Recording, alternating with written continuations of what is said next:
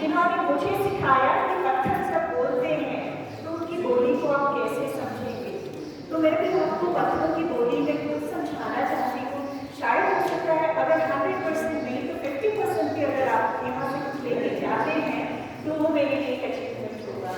तो आप ध्यान से मेरा प्रेजेंटेशन सुनिए और जो भी क्वेश्चन आपके दिमाग में आए, जरूरी नहीं है कि टॉप के बाद आए, जिस समय हम बात कर रहे हैं आप उस समय में मुझसे कोई क्वेश्चन भी पूछ सकते हैं, ठीक है। जब भी मैं आपसे बात कर रही हूँ हम लेक्चर ही नहीं कर रहे, ठीक है। मैं आपको बताऊंगी ये एक इंटरैक्टिव सेशन होगा जहाँ की मैं आपसे बातें करूँगी और आप मुझसे बातें करेंगे। अगर आपको सचमुच में जानना है अपनी अर्थ के बारे में, हमारे सराउंडिंग्स के बारे में जहाँ आप रह रहे हैं, तो आपको उसको फील करना जरूरी है, ठीक है। तो शुरू करेंगे आज हम अपना लेक्चर। इससे पृथ्वी के रहस्य, कंपन की गुंजायमान नहार, Earth's secrets, the resonant roar of rivers। कितने लोगों ने भूकंप महसूस किया है? हाँ, क्योंकि आप सब हिमालय के हैं तो सब लोगों ने भूकंप महसूस किया होगा। मैंने भी भूकंप को महसूस किया है। जब मैं छोटी बच्ची थी तो भूकंप आता था, मम्मा हम सब लोगों को पकड़ के कहीं ग्राउंड की ओर को दौड़ती थी। तो वो दहशत कहीं न कहीं आज भी हमारे मन में है। आपने कभी ये सोचने की कोशिश की कि ये अर्थक्वेक भूकंप है तो सही, हम बोलते हैं हमने उसको फील किया है, बट ये आता क्यों है? क्यों आता है? Very good. टेक्टोनिक प्लेट्स होती है तो टेक्टोनिक प्लेट के मूवमेंट से आता है। और ये टेक्टोनिक प्लेट मूव क्यों करती है? हम कहते हैं ना हम डायनामिक हैं, हम ह्यूमन हैं, हम चल रहे हैं, लेकिन हम सोते भी तो हैं। अर्थ क्या कभी सोती है? नहीं सोती है ना। जब हम सो रहे होते हैं उस समय भी अपना काम करती रहती है। वो कितनी ज्यादा डायनामिक्स है उस अर्थ में, अर्थ कितनी ज्यादा डायनामिक है। तो अर्थ की जो डायनामिक है वो कहाँ से आती है? अर्थ के स्ट्रक्चर से। तो उसके बारे में आज हम बात करेंगे। ये देखिए क्या हो रहा है? अर्थक्वेक। देखिए कितनी दहशत है, लोग भाग रहे हैं। अगर आप इस वाली पिक्चर को देखें तो लोग भाग रहे हैं, हमारे साथ ड्राइवर गाड़ी में चला रहे हैं और भाग रहे हैं, कुछ लोगों की गाड़ी रोक दी। और ये वाला वीडियो भी आप अगर गौर से देखेंगे यहाँ पे तो दहशत है। ये कुत्ते को देखिए, ये आराम से बैठ कैसे भागा, लेकिन किसी अभी अर्थक्वेक नहीं आया है, किसी को नहीं पता है कि क्या हो रहा है। अब अर्थक्वेक आया, शेकिंग हुई और अब वो भाग रहा है। तो जानवरों को इसका एहसास मनुष्य से पहले हो जाता है। अगर आप जानवरों की प्रकृति देखेंगे तो उनको पता चलेगा कि बड़ा कोई भूकंप आने वाला है, तो अजीब सी हरकतें करने लगेंगे या वो कहीं भागने लगेंगे, चिड़िया जोर जोर से चहकने लगेंगी। तो जो नेचर है, नेचर ने उनको ऐसा बनाया है कि वो हमसे ज्यादा नेचर को फील कर सकते हैं। एनिमल्स, हम जितना नेचर से दूर होते जा रहे हैं उतना ही जानवर नेचर के करीब आते जा रहे हैं। हमने अपने आप को नेचर से दूर कर दिया। जब से हमारे पास में टेक्नोलॉजी विकसित हुई है, हमने अपने आप को नेचर से दूर कर दिया, लेकिन एनिमल अभी भी नेचर के साथ में जुड़ा हुआ है। तो ये जो स्लाइड है वो आपको बताती है कि अर्थक्वेक होता क्या है। होता क्या है? एक वाइब्रेशन पैदा होती है पत्थरों के टूटने से जमीन के नीचे। तो ये वाइब्रेशन जब होती है तो इसमें क्या होता है? एनर्जी रिलीज होती है। अगर आपको फिजिक्स का एक्सपेरिमेंट याद है, जब तरंगें दिखाई थी, यहाँ से एक ड्रॉप किया था तो कैसे वो स्पाइडर ऐसी तरंगें जो थी वो ऐसे मूव कर रही थी। ऐसे ही जब भूकंप आता है तो यहाँ पे जब भूकंप आता है, यहाँ पे दरारें आती हैं, पृथ्वी टूटती है, तो उसकी वजह से क्या होता है? सारी एनर्जी बाहर निकलती है और वो एनर्जी जो है वो एक वाइब्रेशन के रूप में निकलती है, ठीक है। ऐसे वाइब्रेट होता है जैसे हमने कल वाला फिजिक्स का एक्सपेरिमेंट देखा था, तो उसी को अपने दिमाग में रखिए। ऐसे ही वो बाहर की ओर को, एक सेंटर से बाहर की ओर को मूव करती है एनर्जी को। तो उसकी वजह से हलचल होती है पृथ्वी में। जब पृथ्वी में हलचल होती है तो वो क्या कहलाता है? अर्थक्वेक कहलाता है। इस दूसरे में देखिए यहाँ भी क्या है? अर्थ में एक फॉल्ट है, ठीक है। अर्थ में स्ट्रेस, बहुत ज्यादा स्ट्रेस बिल्डअप हो गया, उसकी वजह से जमीन जहाँ जहाँ पे कमजोर होती है वहां से टूटने लगती है। तो ये पॉइंट टूटता है, यहाँ से आपकी जो एनर्जी है वो रिलीज हो रही है, जिसको हम क्या बोलते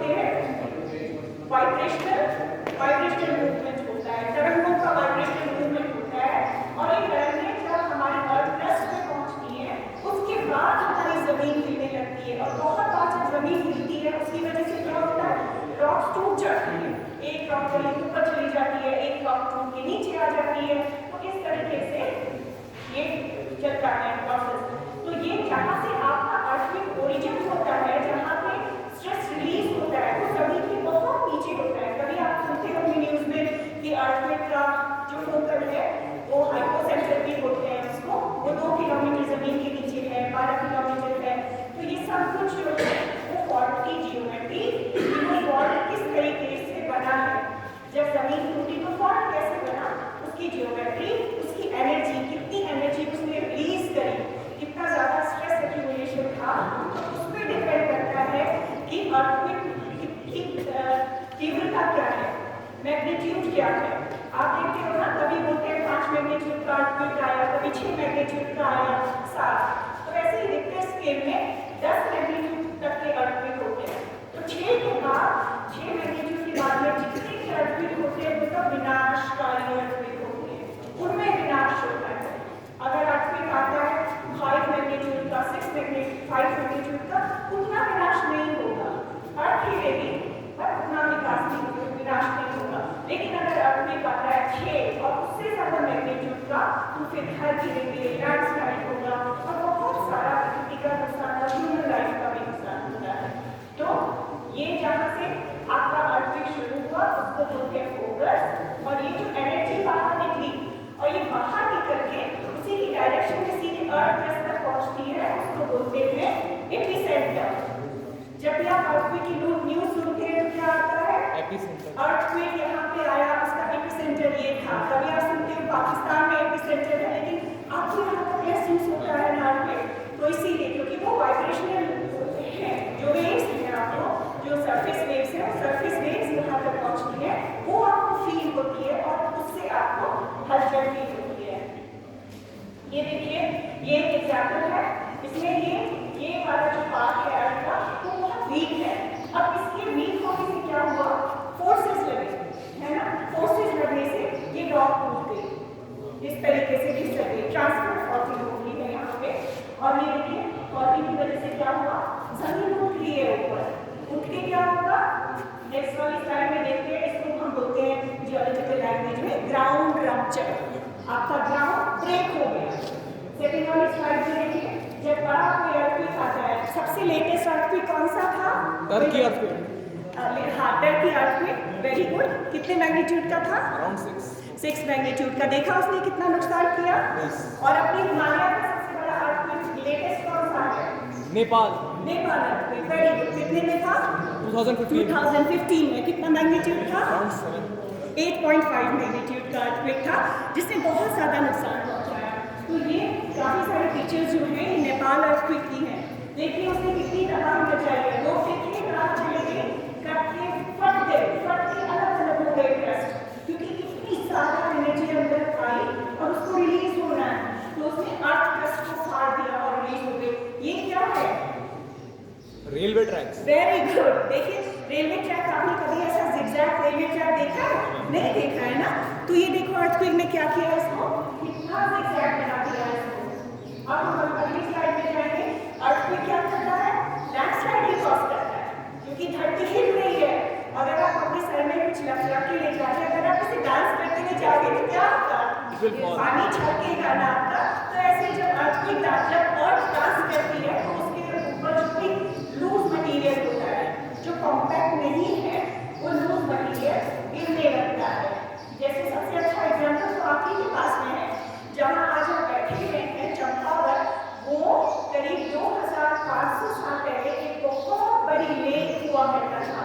और ये लेक कैसे बनी, एक अर्थक्वेक से बनी। वो 40,000 45,000 पहले बहुत बड़े बड़े अर्थक्वेक आते थे, और उन अर्थक्वेक के आने की वजह से जो आपकी नदी थी, वो पूरी नदी यहाँ पे मलबा आया और उसने आपकी नदी को ब्लॉक कर दिया। ब्लॉक करने से क्या होगा, बहुत बड़ी लेक बन जाएगी। तो जो ये चंपावत आपकी सिटी है, वो भी एक लेक बेड पे बैठी हुई है। तो जब आप अपने घर बनाने के लिए खुदाई करते हैं तो आपको काली मिट्टी मिलती है ना, जहाँ पे ज्यादातर आप जब जाएंगे कहीं तो देखिएगा जो भीड़ा बोलते हैं, उस भीड़े में आपको क्या मिलता है, काली मिट्टी मिलती है, लाल मिट्टी मिलती है, सीक्वेंस। तो वो सारा का सारा आपका पैलियोलिक डिपॉजिट है। कोई बड़ी सी झील रही होगी जिसमें धीरे धीरे सेडिमेंटेशन हुआ और धीरे धीरे परतों के ऊपर परत बनती गई 40 का सीक्वेंस पूरा आपका डिपॉजिट हो गया। तो आपके यहाँ पे कंस्ट्रक्शन, हैवी कंस्ट्रक्शन नहीं होना चाहिए चंपावत में, बट हो रहा है ना, हो रहा है ना कंस्ट्रक्शन। तो आपको क्या करना है, जब भी आपका कोई हैवी कंस्ट्रक्शन होता है तो वो इंजीनियरिंग बेस्ड होना चाहिए, उसकी जो नींव है वो नीचे रॉक तक जानी चाहिए। अगर आप सिर्फ उस पे जो ये आपका सॉफ्ट सेडिमेंट है उस पे अपने मकान बनाएंगे तो क्या होगा, आपके मकान दो तरीके से आपके मकान को नुकसान हो सकता है, वो मैं आपको एक्सप्लेन करूंगी। तो ये आपका रिवर ब्लॉकेज हुआ अर्थक्वेक की वजह से, और उसके बाद में बड़ी बड़ी लेक बनी। एक दूसरा अर्थक्वेक की वजह से क्या होता है, हायर हिमालयस में जहाँ पे बहुत ज्यादा बर्फ होती है, ग्लेशियर्स होते हैं ना, ग्लेशियर्स क्या होता है बेसिकली, जब बर्फ गिरती है तो जैसे मैंने आपको बताया सेडिमेंट पाइलअप हो जाता है, वैसे ही बर्फ पाइलअप हो जाती है और बड़े बड़े बर्फ के पहाड़ बन जाते हैं। और जो बर्फ सॉफ्ट होती है वो दबती है, दबते रहती है, उसके बाद क्या हो जाता है, वो कॉम्पैक्ट हो जाती है। जैसे आपके फ्रीजर में जो आइस होती है वैसी कॉम्पैक्ट हो जाती है, और ये बर्फ बिल्कुल पत्थरों की तरह से हो जाती है। और जब आपको गर्मी पड़ती है, सर्दी पड़ती है, तो उसकी वजह से क्या होता है, कॉन्ट्रैक्शन होता है और उसमें एक्सपेंशन होता है। उसकी वजह से ये जो बर्फ के पहाड़ होते हैं ये कमजोर हो जाते हैं, और जब आप मूव करके अर्थक्वेक क्या होगा, वो टूटेंगे ना, वो टूट करके क्या होंगे, फिर ऐसे नवराज आती है। तो ये एक पिक्चर है नेपाल का जो मैं आपको अभी दिखा रही हूँ। देखिए ये avalanche आया और 2016 अर्थक्वेक का है। Avalanches can be considered as a बर्फीला तूफान। हाँ, बर्फीला पहाड़, राइट।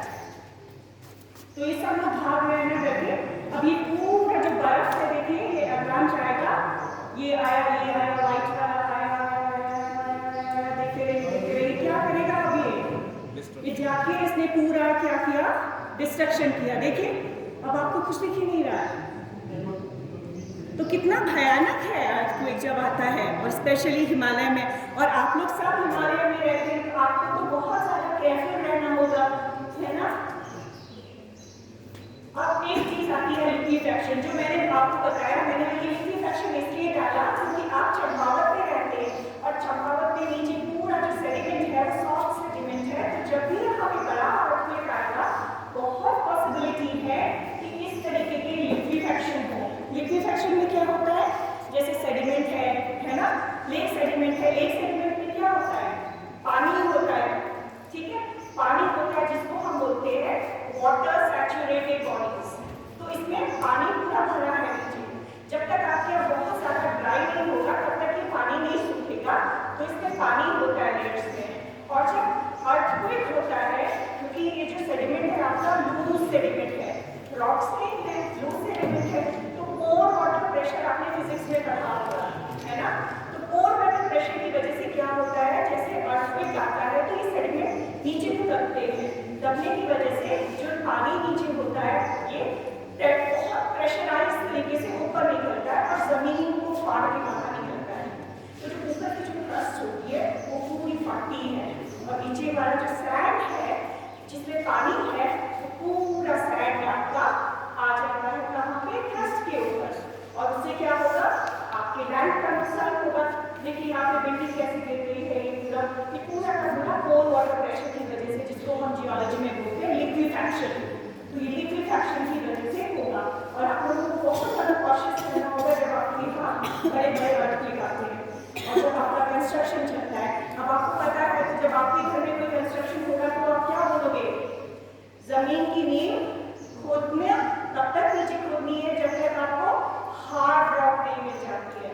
सॉफ्ट सेडिमेंट के ऊपर अपना घर नहीं बनाना है, ठीक है, नदियों के किनारे अपना घर नहीं बनाना है, क्योंकि नदी कभी भी आपका घर बाहर ले जा सकती है, और फिर जब आएगा तो नदियों का पानी भी उछलता है, लैंड फटता है, उसकी वजह से भी आपके घर को नुकसान हो सकता है। उसके बाद एक चीज आती है, हम तो हिमालय में रहते हैं, हमने तो avalanche की बात करी, घर टूटने की बात करी, लेकिन जो कोस्टल एरियाज हैं, इंडिया में बहुत सारे कोस्टल एरियाज हैं ना। अगर आप यहाँ बे ऑफ बंगाल में चले जाते हो, अगर आप मुंबई में जाते हो तो पूरा सी है, वहाँ पे अगर जो सबडक्शन जोन होते हैं, प्लेट्स वो मैं आपको बताऊंगी। अगर वहाँ पे अर्थक्वेक आता है डीपर में तो क्या होगा, वो क्या जनरेट करेगा, सुनामी जनरेट करेगा। और ये सुनामी जो वेव होती है यहाँ पे इंडियन, ये है हमारा सुमात्रा सबडक्शन जोन है ना। तो सुमात्रा सबडक्शन जोन में ये 2004 अर्थक्वेक का मॉडलिंग है, ये रियल टाइम स्केल मॉडलिंग है। तो इसमें जो 2004 सुनामी ये जो अर्थक्वेक आया था 2004 का, ये भी 9.7 मैग्नीट्यूड का अर्थक्वेक था। इसने ये सुनामी जनरेट करी। आप देख रहे हैं पानी कैसे प्रोपोगेट हो रहा है। तो ये प्रोपोगेशन पानी का कैसे हो रहा है, वो वेव्स आर प्रोपोगेटिंग, मतलब कि एनर्जी प्रोपोगेट कर रही है। और वो एनर्जी क्या कर रही है, पानी को ले जा के यहाँ से वो ले जा सकती है पानी के ऊपर और जितने भी कोस्टल रीजन है जहाँ जहाँ पे उसको लैंड मिल रहा है उनमें ये पानी फ्लश कर देती है, फ्लड की तरह से ले आती है। और उसका रिजल्ट क्या मिलता है आपको, बहुत बड़ी बड़ी सुनामी। तो सुनामी भी किसका रिजल्ट होता है, अर्थक्वेक का रिजल्ट है। तो आप जानते हैं कि अर्थक्वेक आता क्यों है। मैंने आपको फोकल मैकेनिज्म की बात करी, यहाँ पे फोकस था अर्थक्वेक का, यहाँ पे अर्थक्वेक जनरेट हुआ और ये जब ऊपर आया इसके ठीक जो अर्थ में पॉइंट था वो क्या कहलाता है, एपिसेंटर कहलाता है। अब ये एपिसेंटर और ये क्या है, फॉल्ट। फॉल्ट की अगर मैं बात करती हूँ तो फॉल्ट कभी भी ऐसे स्ट्रेट लाइन बहुत कम होती है, फॉल्ट हमेशा ऑब्लिक बनते हैं, एक किसी एंगल में बनते हैं। तो जैसा आपने मुझे बताया इसका रीजन क्या था, प्लेट टेक्टोनिक्स। तो ये आया प्लेट टेक्टोनिक्स। कितने बच्चों को प्लेट टेक्टोनिक्स की थ्योरी पता है, कितनी प्लेट्स होती है हमारे अर्थ में, कितनी प्लेट्स है, वेरी गुड। देखो ये डिफरेंट प्लेट्स हैं, ये एक डिफरेंट प्लेट है, ये एक अलग प्लेट है, ये नॉर्थ अमेरिकन प्लेट है, ये साउथ अमेरिकन प्लेट है। ऐसे हमारा इंडिया में ढूंढ सकते हो क्या आप लोग, कहाँ है, Indian Australian plate, very good, Indian Australian plate. तो इंडियन ऑस्ट्रेलियन प्लेट जो है ये यूरेशियन प्लेट है, उसके नीचे हमारी इंडियन ऑस्ट्रेलियन प्लेट है। तो ये सारी प्लेट्स जो है ये कभी भी स्टेगनेट नहीं रहती, ये सारी प्लेट्स डांस करती रहती हैं। हम क्या बोलते हैं, डांस ऑफ अर्थ, क्योंकि प्लेट मूव कर रही है। प्लेट मूव करती क्यों है, कैसे मूव करती है ये, कैसे, अर्थ के रोटेशन की वजह से मूवमेंट की। तो अर्थ वही पूछ रही है, अर्थ का मूवमेंट मतलब प्लेट्स का मूवमेंट, कि प्लेट का मूवमेंट क्यों होता है, टकराएंगी तो सही। आपने बहुत अच्छा जवाब दिया, प्लेट आपस में टकराती भी हैं, एक दूसरे से दूर भी जाती हैं, ऐसे एक दूसरे को पास करके भी जाती हैं। लेकिन क्यों जाती हैं, क्यों क्यों क्यों जरूरत पड़ी उनको, उनका कोई दुश्मन है या वो किसी के साथ खेल रही है, क्यों जाती हैं प्लेट एक दूसरे से मूव कर पास। इसका जो रीजन है वो है हमारा अर्थ इंटीरियर। तो हमारा, अगर मैं आज यहाँ पे बैठ के इसको काटूं, नीचे जाऊं, तो ये है क्रस्ट, जो कि 0 से 100 किलोमीटर थिक होती है। उसके बाद अगर मैं काटते काटते काटते नीचे चली जाऊँ तो मुझे क्या मिलेगा, मेंटल, जो कि कितना है 2900 किलोमीटर थिक मेंटल। और ये मेंटल कैसा है, क्रस्ट हमारी सॉलिड है, जो ऊपर का पार्ट है पृथ्वी का वो सॉलिड है, उसके अंदर का जो मेंटल है वो इतना सॉलिड नहीं है, वो सेमी लिक्विड है। आप गीला वाला वो बनाते हैं हलवा, वो सॉलिड भी नहीं होता और लिक्विड भी नहीं होता। तो समझ लो कि वो वैसा ही विस्कस मटेरियल है ना, वो विस्कस मटेरियल होता है, मेल्टेड चॉकलेट जैसा। आया होगा पानी सबके चॉकलेट का नाम सुन के, वो भी मेल्टेड चॉकलेट। और उसमें आपके क्या है, वो भी ग्रेस भी है, बहुत सारे मिनरल्स भी हैं। वो क्या, आपके नट्स खाते हो ना आप चॉकलेट में, तो वो सारे के सारे अलग होते हैं क्योंकि वो अलग मटेरियल के बने होते हैं, सॉलिड हार्ड मटेरियल के बने होते हैं, तो आपके मिनरल्स होते हैं।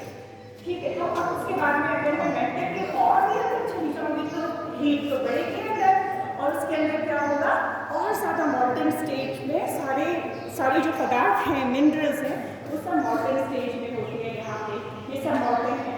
और फिर मैं और अंदर चली जाऊँगी तो मुझे क्या मिलेगा, कोर, जो कि अर्थ का सबसे अंदर का पार्ट है, और वो 1250 किलोमीटर का उसका थिकनेस है।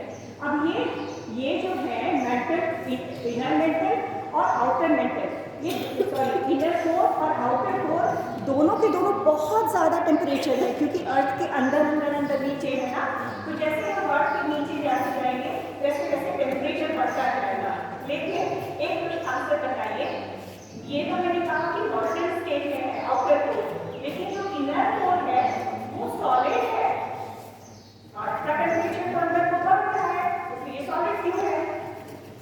प्रेशर भी उतना ही है ना? Very good, this is due to the pressure, very good.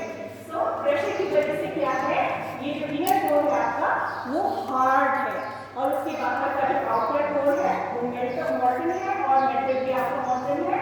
उसके बाद में आपकी क्रस्ट जो कि बहुत ज़्यादा हार्ड है, उस क्रस्ट पे हम लोग चलते हैं। तो अब इसमें क्या होता है, गर्मी की वजह से ये बहुत ज़्यादा गर्म है, अब इसमें वेव्स चलती हैं।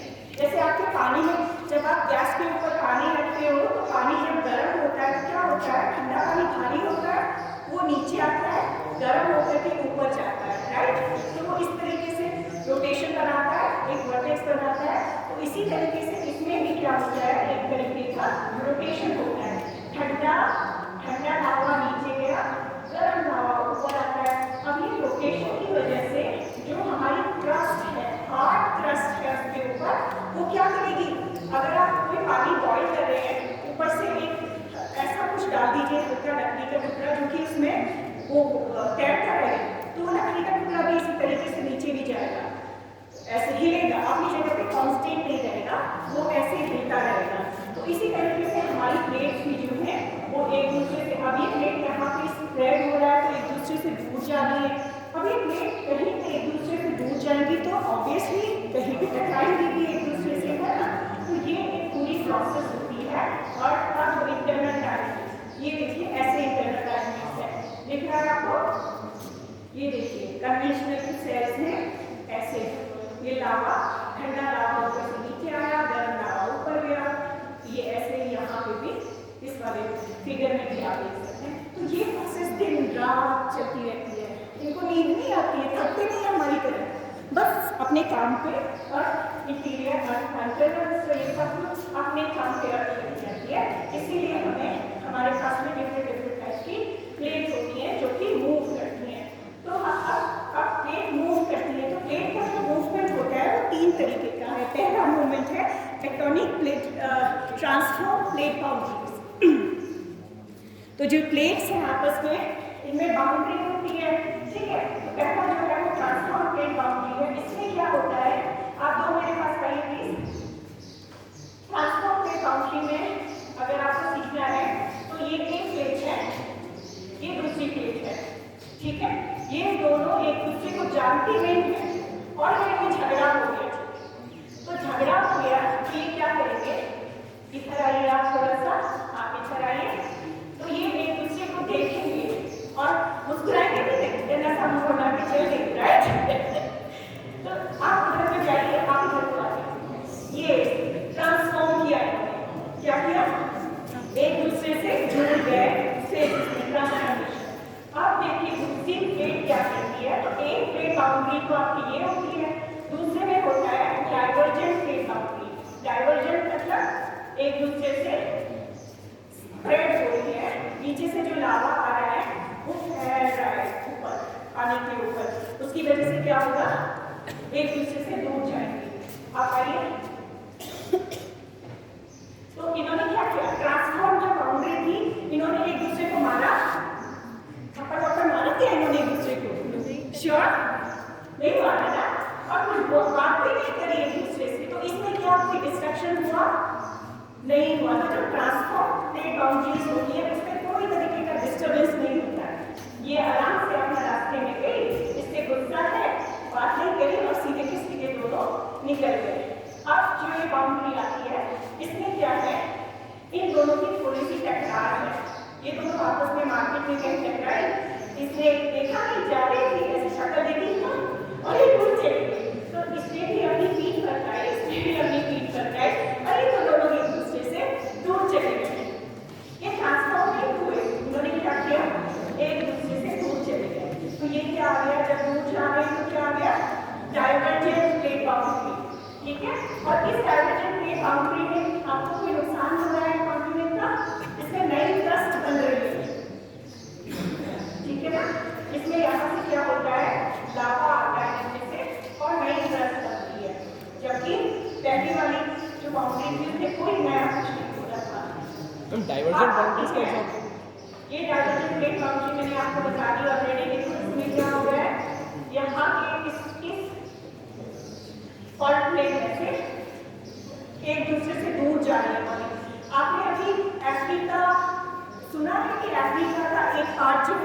वो टूट रहा है, दूर जा रहा है,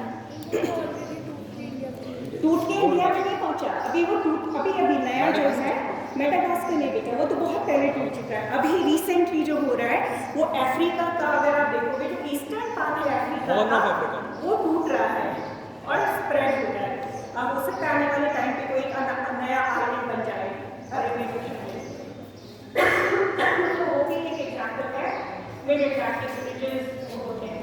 अब आएगा मजा, अभी दोनों लड़ेंगे आपस में, आइए।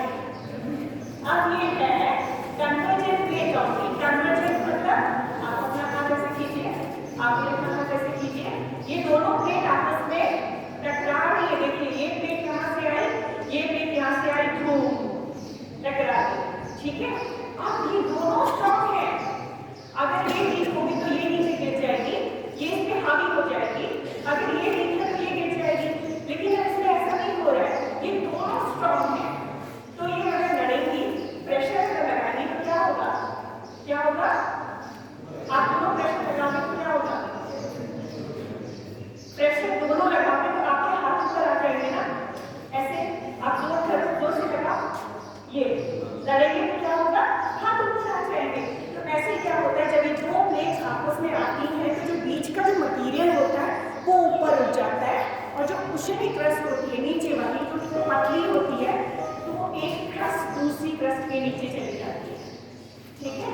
तो इसमें क्या हुआ, ये जो क्रस्ट थी अपर मोस्ट में थी, ये नीचे चली गई और आपके क्या बन गए, माउंटेन प्लेट बन गए, दो माउंटेन्स बन गए। ये काम नहीं करता है, सिर्फ ये काम नहीं करता है।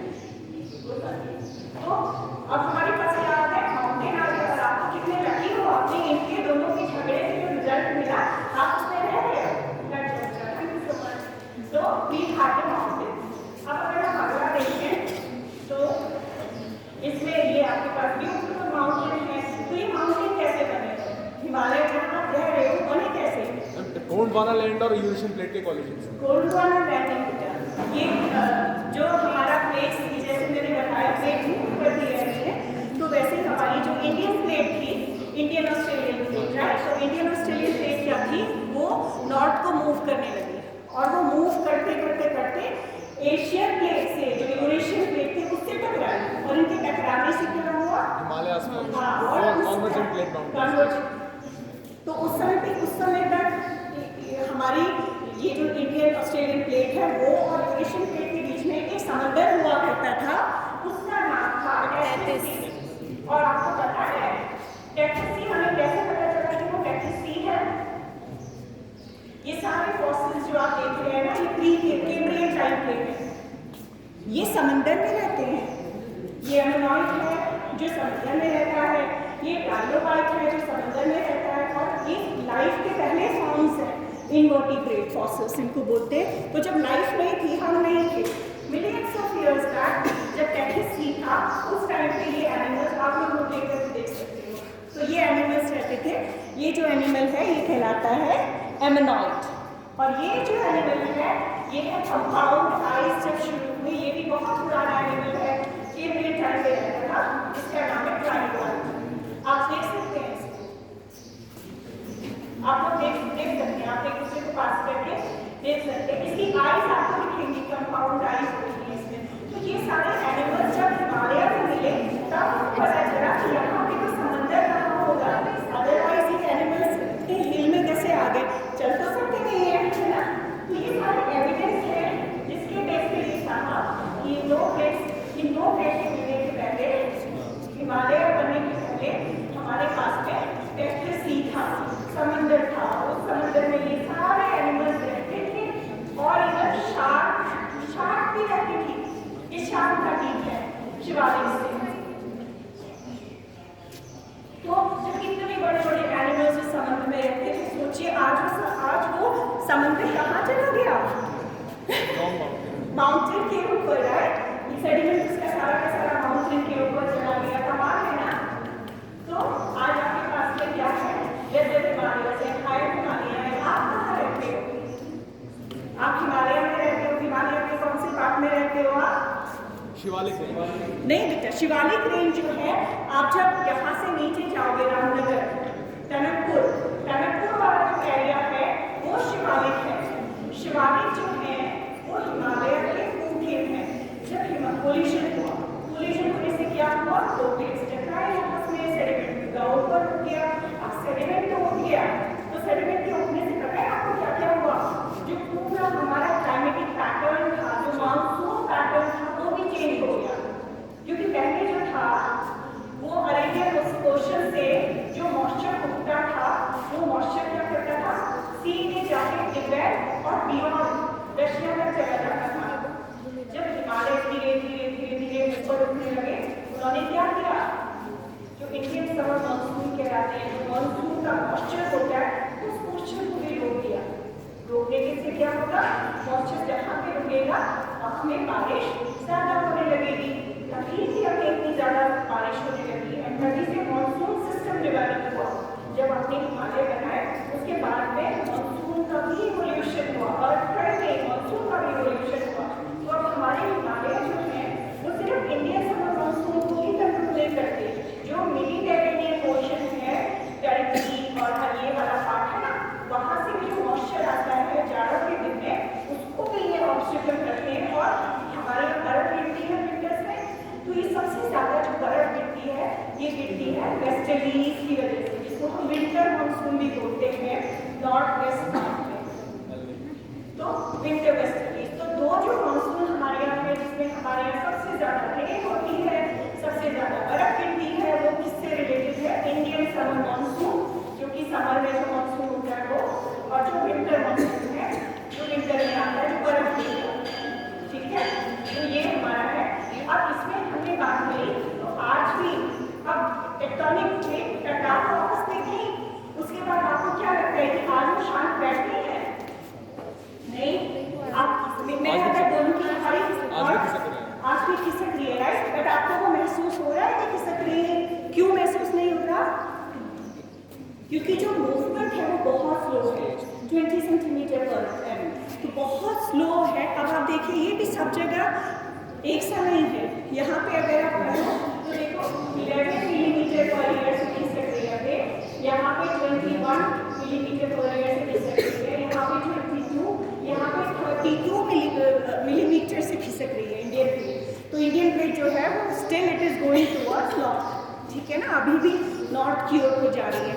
अब नॉर्थ की ओर को जाने से क्या है, जब हिमालय भी बन रहे थे तो बहुत बड़े बड़े थ्रस्ट फॉल्ट डेवलप हुए।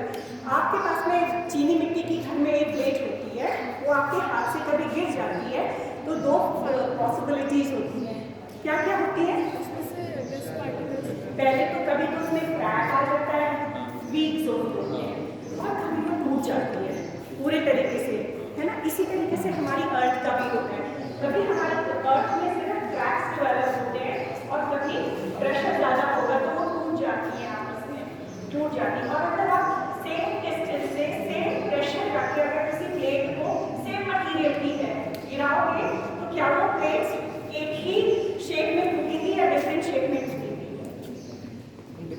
अगर रोटेशन में है तो डिफरेंट शेप में भी टूट सकती है। सेम फोर्स है, सेम उसका हैवीनेस है, मतलब मटीरियल भी सेम है, अगर आप उसको सेम डिस्टेंस से गिराओगे तो सेम तरीके से टूटेगी। सेम डॉक्टर राजा सेम तरीके से टूटेगी प्लेट।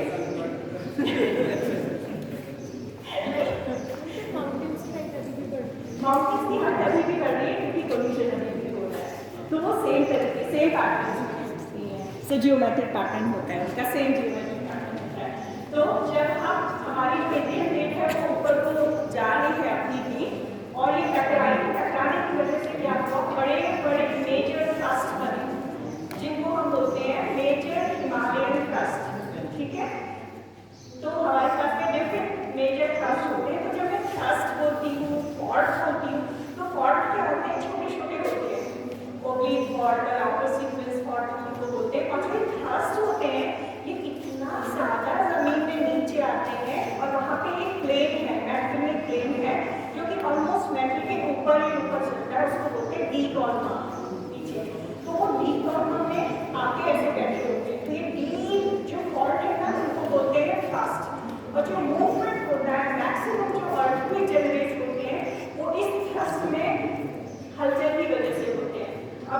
में हलचल क्यों हो रही है? अभी आपने बताया इंडियन प्लेट मूव कर रही है, तो कभी कभी क्या होता है, मूव करने की वजह से, अब पहले मैं ये समझा दूँ आपको, तो हमारे मैंने डिफरेंट ट्रस्ट की बात की थी, ठीक है? तो अगर आप साउथ से, अगर आप टनकपुर से और नीचे चले जाइए, कहाँ? बरेली चले जाइए, ठीक है? तो बरेली का जो एरिया है वो ऑलमोस्ट आता है इंडो गैंजेटिक्स में, यूपी का जो एरिया है वो आता है इंडो गैंजेटिक्स में। तो जब हिमालय बढ़ रहे थे, बारिश भी हुई, मानसून ज़्यादा होने लगे, तो बारिश होगी तो क्या होगा? इरोजन ज़्यादा होगा पहाड़ों का, इरोजन होगा तो डेपोजिशन भी होगा। डेपोजिशन कहाँ होगा? माउंटेन फुटहिल्स में, माउंटेन फ्रंट में। तो वो सारा का सारा माउंटेन फ्रंट में जो बड़े बड़े हिलॉक्स, पहाड़ जो आपके डेवलप हुए, जिनको आप बोलते हो शिवालिक्स, तो टनकपुर में तो, और नीचे टनकपुर के नीचे जो आपका आ गया, रिवर ने लाया सेडिमेंट यहाँ पे डंप किया, जहाँ पे स्लोप आया, उसके बाद नदी जो थी वो फाइन सेडिमेंट को लेकर के और आगे को चली गई साउथ की ओर, तो या फिर आपका हिमालयन रिवर्स जो है वो ज़्यादातर बे ऑफ बंगाल में मिलती है ना, तो उन्होंने सबको ईस्टर्न टर्न ले लिया। तो जो नीचे वाला, जो सबसे नीचे, जो सबसे लेटेस्ट उन्होंने डिपॉजिट किया वो बना गैंजेटिक प्लेट, और उसके ऊपर जो पहाड़ के पहाड़ उन्होंने डिपॉजिट किए वो बने शिवालिक्स। तो शिवालिक की अगर मैं बात करती हूँ तो टनकपुर के आसपास आपका सब शिवालिक है। टनकपुर से जब आप ऊपर जाते हो ना तो आपको ऐसे आपका सर घूमता है गाड़ी में, पहाड़ों की ओर को जाने लगते हो, ठंडी हवा आती है ना, तो एकदम से ऑल्टीट्यूड वेरिएशन भी होता है। तो वहाँ पे आपको याद है जब आप टनकपुर से आ रहे हो, जा रहे होते हो, तो बीच में एक बहुत बड़ी लैंडस्लाइड है, वहाँ पे मलबा गिरता रहता है, वो सेडिमेंट है, एक नदी भी है, वहाँ से आपका मेन बाउंड्री फॉल्ट जो ये है वो पास होता है, और शिवालिक के नीचे आता है मेन हिमालयन थ्रस्ट, जो आपके शिवालिक को इंडो गैंजेटिक प्लेन से अलग करता है। तो सबसे नीचे आया आपका Himalayan frontal thrust. Himalayan frontal thrust मतलब बरेली से जब आप ऊपर को चले, फिर आपका आया मेन बाउंड्री थ्रस्ट। जब आप टनकपुर से ऊपर को चलते हैं तो अभी आप कहाँ हो? मेन बाउंड्री थ्रस्ट के आसपास, जिसको बोलते हैं लेसर हिमालय। तो आप अभी इस रीजन में हो जो कि कहलाता है लेसर हिमालय। तो आप एमबीटी के बियॉन्ड हो, ठीक है ना? एमबीटी आपने क्रॉस किया, जहाँ पे मैंने आपको बताया खूब सारा लैंडस्लाइड है, वो वहाँ पे कभी भी रॉक स्टेबल ही नहीं रहती है, क्योंकि इतना बड़ा थ्रस्ट वहाँ से पास होता है, मेन बाउंड्री थ्रस्ट। तो मेन बाउंड्री थ्रस्ट में आपकी कोई भी रॉक स्टेबल नहीं रहती है, तो आप यहाँ हो ईस्टर्न पार्ट में, ठीक है? आपको अभी लेसर हिमालय में। अब आप यहाँ से मुनस्यारी जब जाओगे, आपको फील होता है ना आप और हाइट में चढ़ रहे हो, तो मुनस्यारी जब आप पहुँचते हो तो तब आप जाते हो मेन सेंट्रल थ्रस्ट में। मुनस्यारी के पास में आपका आता है मेन सेंट्रल थ्रस्ट, जहाँ पे आपकी क्रिस्टलाइन रॉक होती है, और ये मेन सेंट्रल थ्रस्ट अभी भी बहुत ज़्यादा एक्टिव है। सबसे ज़्यादा एक्टिव मेन सेंट्रल थ्रस्ट है। अगर हम हिमालय की बात करते हैं आज के टाइम में सबसे ज़्यादा एक्टिविटीज़ होती हैं। चरखी का ब्रिज, ये एमबीटी के पास में चरखी का ब्रिज आपने देखा है ना जब आप आते हो, चरखी के ब्रिज के आसपास में मेन हिमालयन, ये आपका मेन हिमालयन एमबीटी गुजरता है, इसीलिए वहाँ पे इतनी लैंडस्लाइड है। फिर आप मुनस्यारी की ओर को जाते हो, रोड आपको कभी भी स्टेबल नहीं मिलेगी, मिलती है? नहीं मिलती है ना? थोड़ी सी बारिश होती है तो लैंडस्लाइड होने लगता है। क्यों? क्योंकि वहाँ पे मेन सेंट्रल थ्रस्ट गुजरता है। फिर हम और ऊपर चले जाओगे टूवर्ड्स लद्दाख की ओर, अगर आप सेंट्रल ये भी क्रॉस करके या कैलाश मानसरोवर की ओर को चले जाओगे, तब आप कौन सा फॉल्ट क्रॉस करते हो? Tethys Himalayan fault. तो तब आप टेथिस में पहुँचते हो। बियॉन्ड टेथिस के आता है Indus suture Tsangpo zone. Indus suture Tsangpo zone is a continental collision, जहाँ पे कॉन्टिनेंटल कोलिशन हुआ। तो आप अगर आज भी कभी लद्दाख जाओगे तो आपको वो कॉन्टिनेंटल जोन दिखता है। आप कहीं खड़े हो सकते हो, आपको दिखेगा कि ये पूरा का पूरा दो डिफरेंट प्लेट्स आपस में मिल रही हैं, तो वो कहलाता है इंडस फ्यूचर जोन। आप कभी भी लद्दाख जाओगे तो वहाँ पे ज़रूर आपको इंडस फ्यूचर जोन से ओफियोलाइज होती है रॉक्स पे वो मिलेगी। उसके बियॉन्ड कहा जाता है तिब्बत प्लेट्यू, ठीक है? कि आपको इसकी पूरी स्टोरी पता चल गई। तो ये सारे के सारे जो थ्रस्ट है, जो मेजर थ्रस्ट है, ये बहुत और इसीलिए क्योंकि स्ट्रेस तो बिल्डअप हो रहा है, स्ट्रेस को रिलीज होना है, और स्ट्रेस कैसे रिलीज होता है? इन फॉल्ट के थ्रू। जैसे मैंने पहला फिगर दिखाया था ना, जैसे फॉल्ट की स्ट्रेस बहुत ज़्यादा स्ट्रेस आ गया तो वो टूटा, टूटने के बाद में स्ट्रेस रिलीज हुआ तो आपको तरंगें, बहुत ज़्यादा वाइब्रेशन फोर्सेस जो थे उसने अर्थक्वेक जनरेट किया। तो इसीलिए आगे हम बहुत ज़्यादा अर्थक्वेक आते हैं। सिंपल मैकेनिज्म है, देखिए ये प्लेट नीचे गई, ये प्लेट नीचे गई और ये ऊपर आई, इसने पहाड़ बनाए। कभी कभी क्या हो जाता है, ये नीचे जाते जाते लॉक हो जाता है। ये देखो लॉक हो गई, यहाँ पे ये गई, ठीक से देखा, ओशन प्लेट जा रही है, जा रही है, जा रही है, यहाँ पे लॉक हो गई। अब जब ये लॉक होती है तब स्ट्रेस तो आपका बिल्डअप हो रहा है, लेकिन ये रिलीज नहीं हुआ तो ये बढ़ता जाता है, स्ट्रेस बढ़ता जाता है। अब एक पॉइंट ऐसा आता है जब कि अर्थ इस स्ट्रेस को झेल नहीं पाती है और जो आपके जो फॉल्ट प्लेन होते हैं, जो वीक जोन होते हैं, वहां से क्या होता है? फ्रैक्चर होता है, अर्थ रप्चर होती है। और जब अर्थ रप्चर होती है तो जहाँ सारी की सारी एनर्जी, जो स्ट्रेस है, एनर्जी है, जो एनर्जी बाउंड हुई है, वो एनर्जी वहां से रिलीज होती है। तब आपके पास में क्या आते हैं? बड़े बड़े भूकंप आते हैं। अब भूकंप तो आ गए, भूकंप आएंगे, आप भूकंप को रोक नहीं सकते, लेकिन जो उसकी कैलामिटी है, जो भूकंप से होने वाला खतरा है, उसको आप बचा सकते हो, उसको आप कम कर सकते हो। वो कैसे कम कर सकते हो?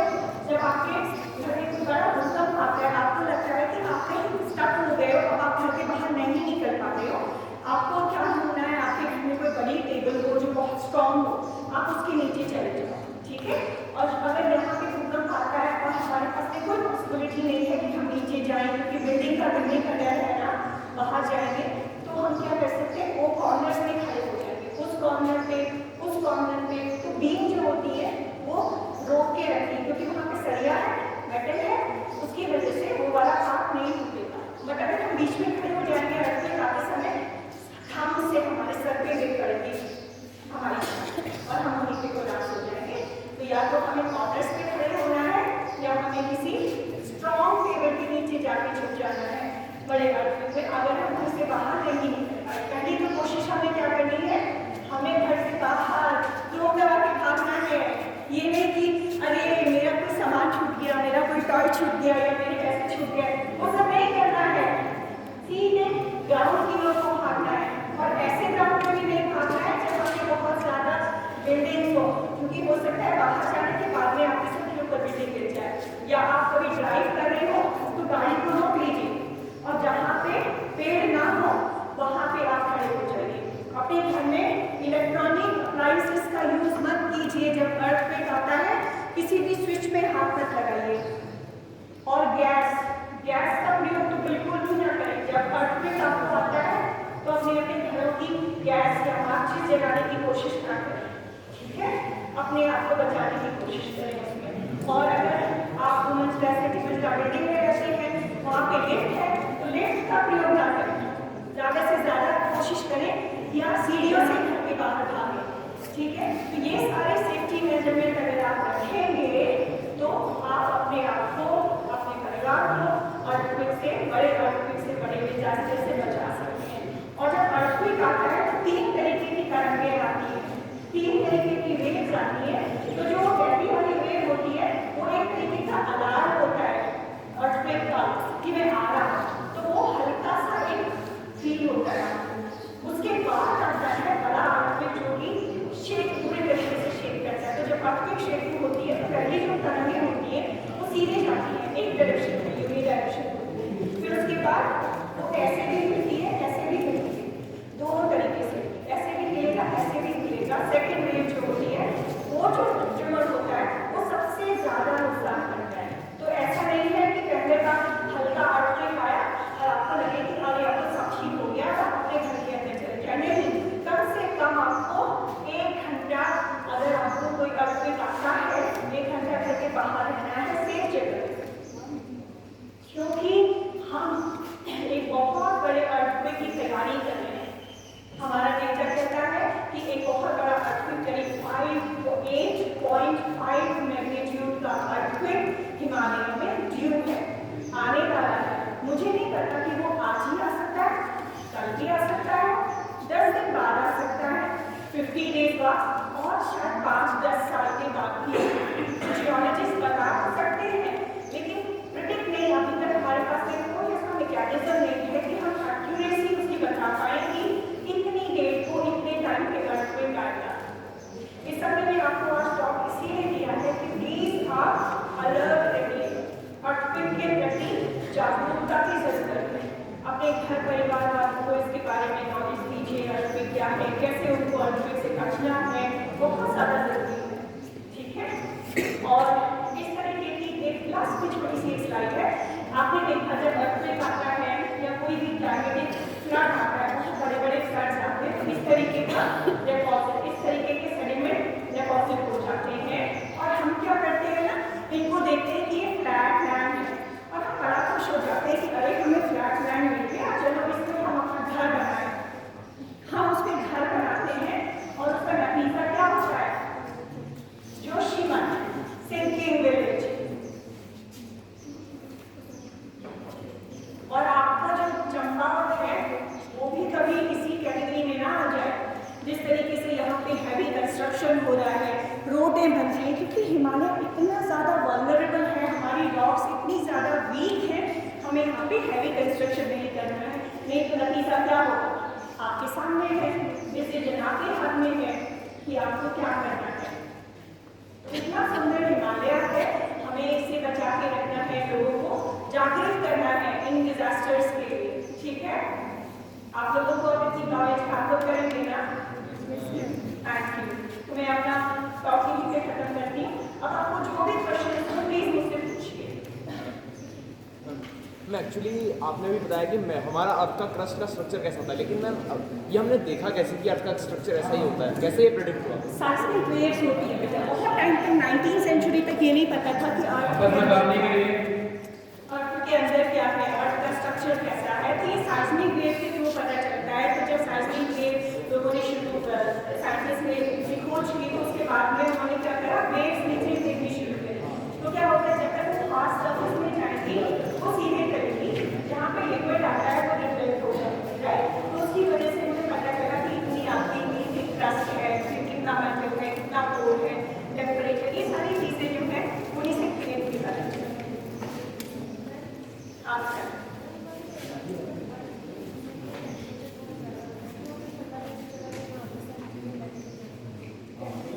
बैंक हो जाती है, बर्न हो जाती है, जैसे जैसे ये मेरे मॉडर्न स्टेज में है ना, तो ये सारी वेव्स की वजह से, जो साइस्मिक वेव्स है ना उनकी वजह से, और दूसरी सारी वेव्स हैं, उसके बाद भी कुछ और ऐसे इक्विपमेंट आए जिसके थ्रू आपको पता चलता है कि ये काम जो होता है जियोफिजिसिस्ट का होता है। जो फिजिक्स वाले होते हैं वो यहाँ पे इन्वॉल्व हो जाते हैं कि बताने के लिए कि थिकनेस कितनी है, नीचे का टेम्परेचर कैसे करता है, डिफरेंट तरीके की वेव्स, क्योंकि आप जमीन के अंदर हम कुछ जा तो नहीं सकते ना।